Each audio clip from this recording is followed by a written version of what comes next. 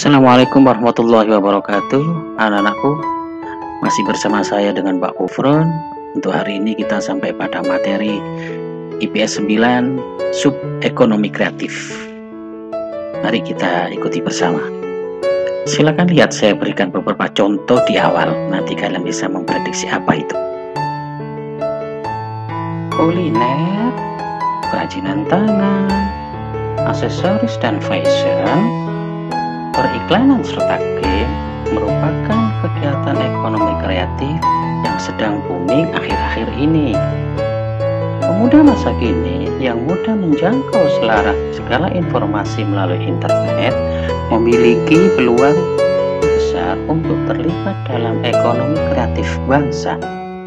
Saat ini, sektor ekonomi kreatif menjadi semakin penting dan semakin besar sumbangsihnya terhadap perekonomian nasional.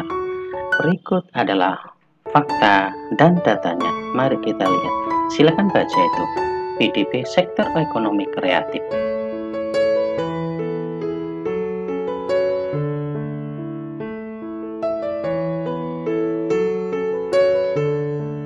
Oke, kita berlanjut. Mengembangkan ekonomi kreatif berdasarkan potensi wilayah untuk meningkatkan kesejahteraan masyarakat. Contoh-contoh yang saya tampilkan di depan tadi adalah merupakan beberapa contoh tentang kreasi pada sektor ekonomi kreatif. Ya, kita bahas satu persatu. Apa itu ekonomi kreatif? Bagaimanakah untuk memanfaatkan peluang ekonomi kreatif? Mari bersama saya kita simak, kita cari tahu bersama-sama. Konsep ekonomi kreatif. Konsep ekonomi kreatif. Apa itu ekonomi kreatif itu? Kreativitas adalah kemampuan seseorang untuk mengalihkan sesuatu yang baru, baik itu berupa gagasan maupun karya nyata yang relatif berbeda dengan sebelumnya. Supriyadi 2001.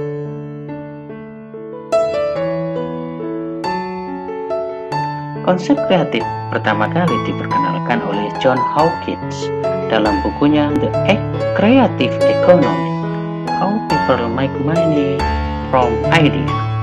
Saat itu, Hawkins menyadari lahirnya kreativitas ekonomi yang sejak tahun 1197, di mana Amerika Serikat menghasilkan produk kekayaan intelektual senilai 414 miliar dolar yang menjadikan HKI sebagai barang ekspor nomor 1 di Amerika Serikat. Dan bagaimana ekonomi kreatif di Indonesia? Seperti apa ekonomi kreatif di Indonesia? Mari kita cari tahu bersama-sama.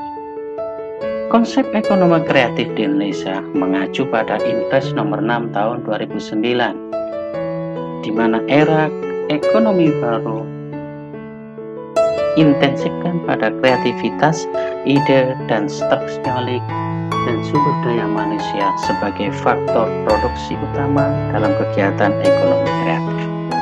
Stokastik adalah bekal atau modal berupa pengalaman yang dipadukan dengan pengetahuan secara memadai untuk memberikan gagasan atau ide-ide tertentu. Kita lanjut. Ekonomi kreatif itu sendiri adalah konsep bidang perekonomian di era ekonomi yang baru dengan mengutamakan kreativitas dan informasi yang mengedepankan sumber daya manusia yang memiliki ide dan pengetahuan yang digunakan sebagai faktor utama dalam produksi.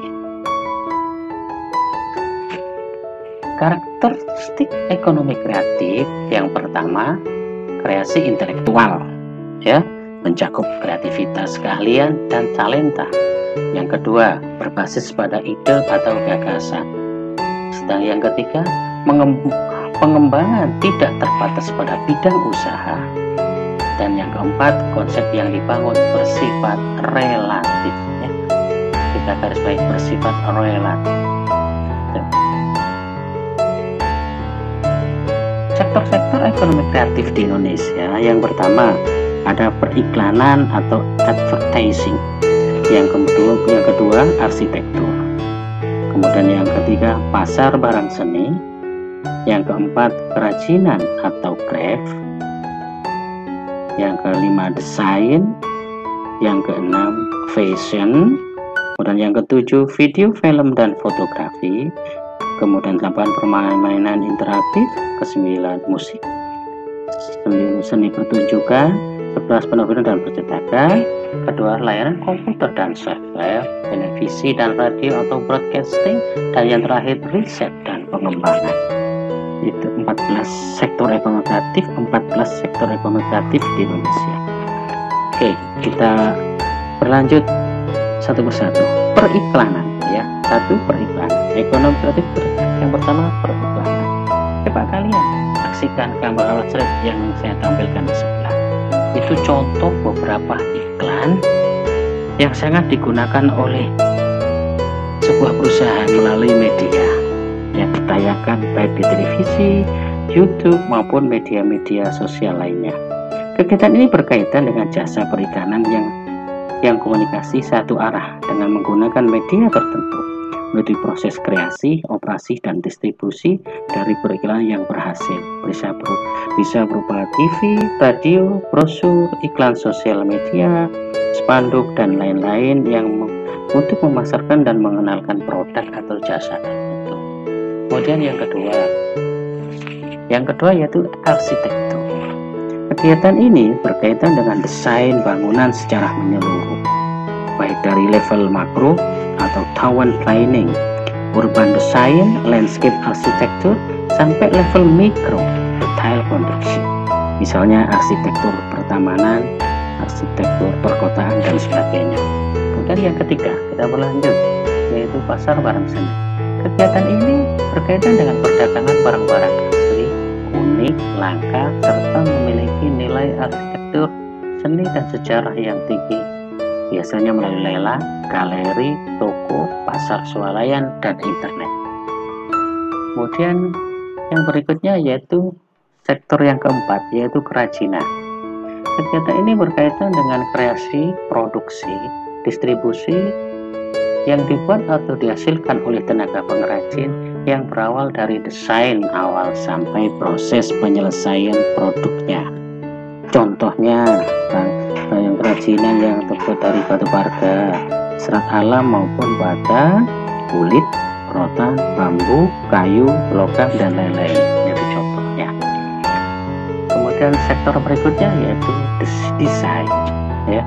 Kreativitas ini berkaitan dengan kreasi desain grafis, desain interior, desain produk, desain industri, konsultasi identitas perusahaan, dan jasa riset pemasaran, serta produk kemasan dan jasa pengepakan.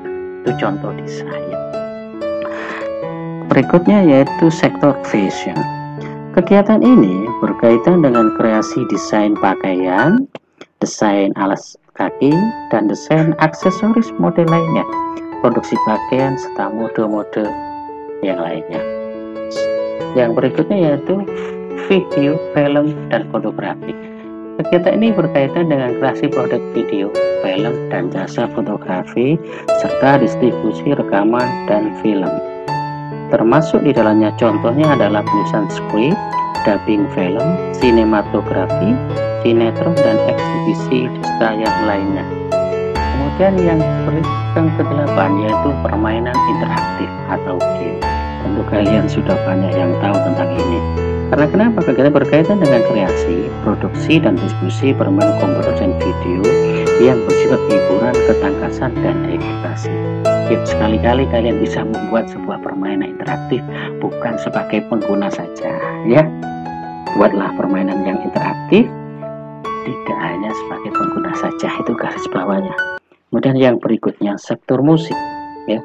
Kegiatan ini berkaitan dengan kreasi atau komposisi pertunjukan, reproduksi, dan distribusi dari rekaman suara. Silakan. Kemudian showbiz. Kemudian yang berikutnya adalah showbiz atau seni pertunjukan. Merupakan kegiatan berkaitan dengan usaha pengembangan konten serta produksi pertunjukan. Misalnya pertunjukan wayang, balet, drama, musik, teater, opera, dan sebagainya. Ya. Sektor penerbitan dan percetakan. Kegiatan ini berkaitan dengan penulisan konten dan menerbitkan buku, jurnal, koran, majalah, tabloid, dan konten digital, serta kegiatan kantor berita dan pencari berita. Contohnya penerbitan perangko, materai, uang kertas, paspor, tiket pesawat terbang, dan lain sebagainya. Di samping juga adalah fotografis. Kemudian yang sektor yang ke-12 yaitu layanan komputer dan software. Ya, layanan komputer dan software. Kegiatan ini berkaitan dengan pengembangan teknologi informasi, termasuk layanan jasa komputer, pengolahan data, pengembangan database, pengembangan piranti lunak, integrasi sistem, dan lain sebagainya. Nah, kemudian yang sektor ke-14 yaitu televisi dan radio. Kegiatan ini berkaitan dengan usaha kreasi produksi dan pengemasan acara televisi seperti game, quiz, reality show, infotainment, dan lainnya. Ya, sering kalian saksikan itu.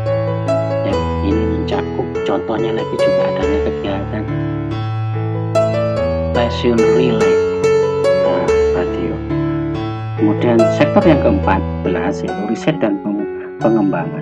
Kegiatan ini berkaitan dengan usaha inovatif yang menawarkan penemuan ilmu dan teknologi, serta mengambil manfaat terapan dari ilmu dan teknologi tersebut guna perbaikan produksi dan kreasi yang baru, proses baru, material baru, alat baru, metode baru, dan sebagainya. Ya, seperti seminar, ya, webinar, dan bisnis manajemen. Bagaimanakah keadaan kondisi ekonomi kreatif di Indonesia? Mari kita simak berikutnya. Industri kreatif di Indonesia sudah lama, ada yang masih belum terpusat dan hanya berada pada level kecil. Selain usaha tersebut mengikuti daerah masing-masing. Istilah ini dimulai pada 2001, yaitu ketika John Hawkins menerbitkan bukunya yang mulas tentang industri kreatif, terutama di Amerika Serikat pada waktu itu. Ekonomi kreatif muncul sejak masa pemerintahan SBY dan berlanjut pada pemerintahan Presiden Jokowi saat ini, seperti adanya kemunculan Masyarakat Ekonomi ASEAN atau MEA yang sudah berkembang sejak akhir 2015 kemarin. Itu MEA. Ya. Kegiatan ekonomi yang secara rutin diselenggarakan di daerah, contohnya ya, silakan lihat ini, Bandung, Jakarta, Solo. Di Jawa Timur yang paling terkenal adalah di Jember Carnival.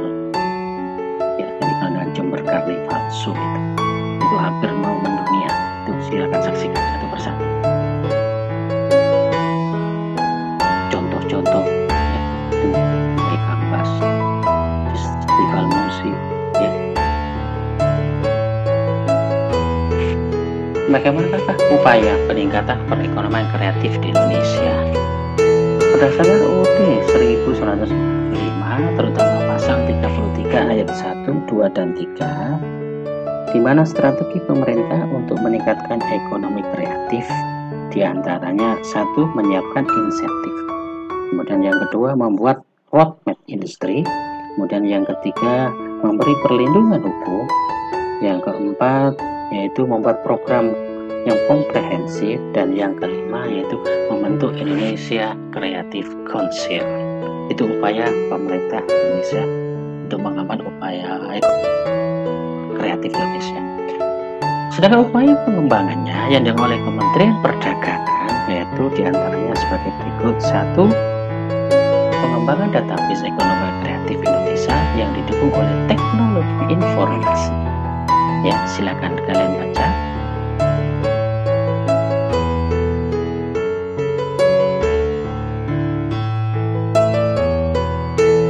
Sehingga, oke, sudah punya bayangan kan materi-materi yang saya sampaikan hari ini. Ingat, di situ ada sebuah kata mengatakan, majulah tanpa menyingkirkan orang lain, naiklah tinggi tanpa menjatuhkan orang lain. Oke. Sekarang marilah kita ambilkan contoh-contoh di mana di lembaga kita sudah membuat berbagai macam contoh perekonomian kreatif. Yang pertama ini, silahkan konten YouTube. Ya, jika Anda ingin menjadi sebuah YouTuber, silahkan kalian berkreasi membuat konten YouTube. Ini contoh konten YouTube belinya OSIS SMP Negeri 2 Prigen. Itu isi-isinya hampir 100 lebih. Oke, coba kita lihat, cari satu. Silakan, itu contoh perekonomian kreatif. Jika kalian ingin menjadi seorang YouTuber, nah seperti sudah ada Atta Halilintar, ya, itu contoh seorang YouTuber yang sangat berhasil. Nah, kemudian saya kemas di situ. Ada demo kelas 7 yang kemarin, Baby dan Agnes. Ya, ini juga contoh showbiz pertunjukan. Ini tari mereka menari secara live, di syuting, kemudian diupload ke YouTube dan didaftarkan untuk mengikuti lomba. Ini bagian dari perekonomian kreatif. Oke, kita lihat lagi contoh yang kedua, misalkan naik Bapak Ibu gurunya dalam acara pembukaan TV Sport.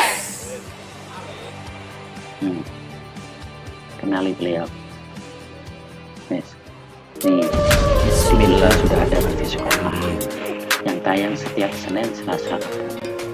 Assalamualaikum warahmatullahi wabarakatuh. Perkenalkan, nama saya Fatmadian Safira, umur 15 tahun, berasal dari SMP Negeri 2 Prigen.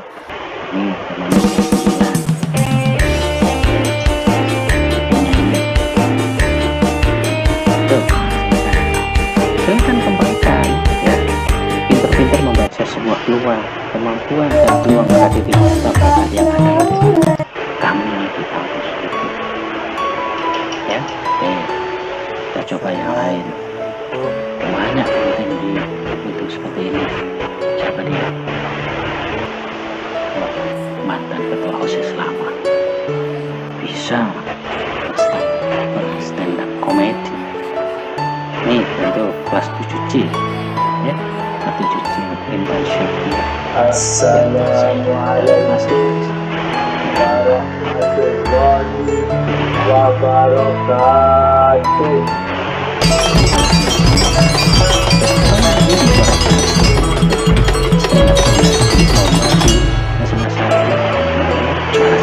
Pemirsa, mari kita saksikan penampilan tarian Hendro Marsan yang dibawakan oleh Agnes dan juga Menari di mana? Contoh-contoh. Pemirsa, mari kita saksikan penampilan storytelling yang berjudul Legend of Prambanan Temple yang dibawakan oleh Intan Syakira Binti Jalil. Ya.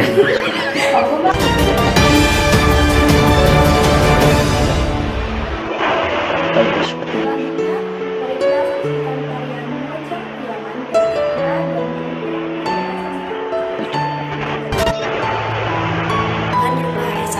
Meningkatkan prestasi dan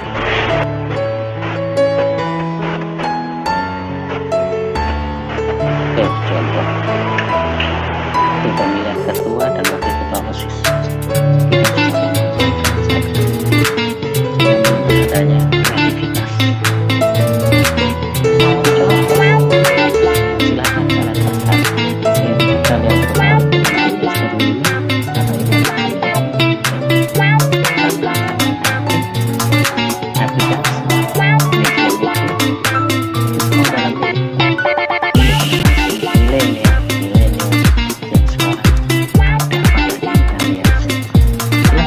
itu manfaatkan. Jangan terlalu buang-buang waktu. Jangan terlalu buang-buang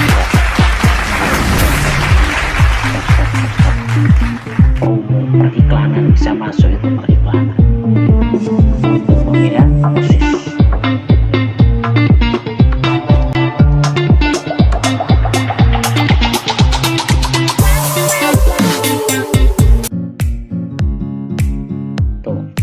Kartu suara saya lewat seperti ini, media elektronik, dan harus langsung karena di masa pandemi. Contoh lagi ini seperti percetakan medik, ya.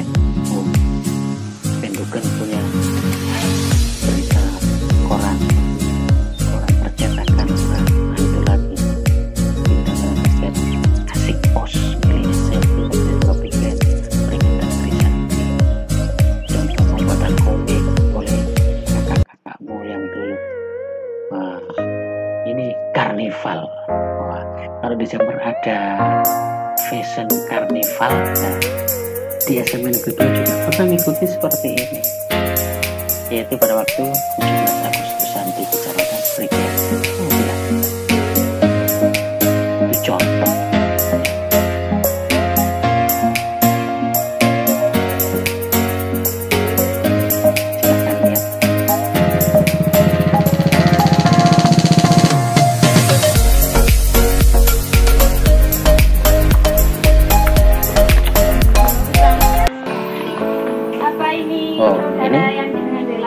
Sebuah mini drama yang dibuat oleh kakak-kakak kamu yang kemarin, ya, sebuah kreasi yang sangat inspiratif.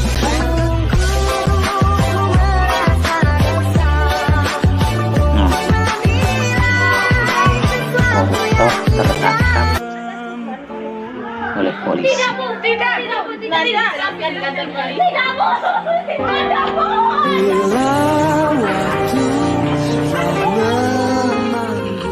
Hei Joko. Hei Delia, bagaimana kabarmu? Baik Joko, kamu? Baik juga.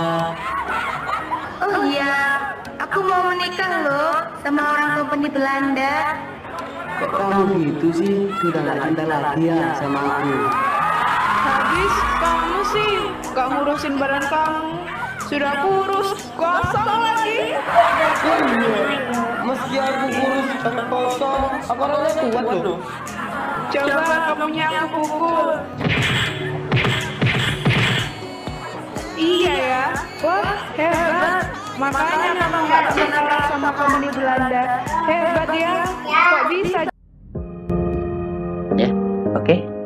Silakan saksikan itu semua dan tolong tugas kalian di rumah, silakan membuat sebuah resume, ya, sebuah resume atau review atau catatan-catatan penting dari pertemuan yang barusan kita laksanakan bersama.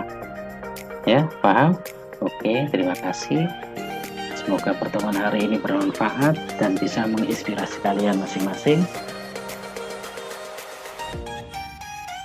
Assalamualaikum warahmatullahi wabarakatuh.